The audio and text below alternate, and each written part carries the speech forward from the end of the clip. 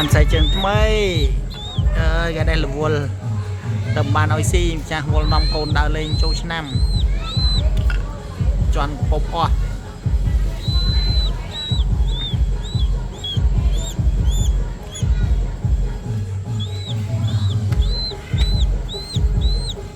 សាច់រៀងស្ទើមទី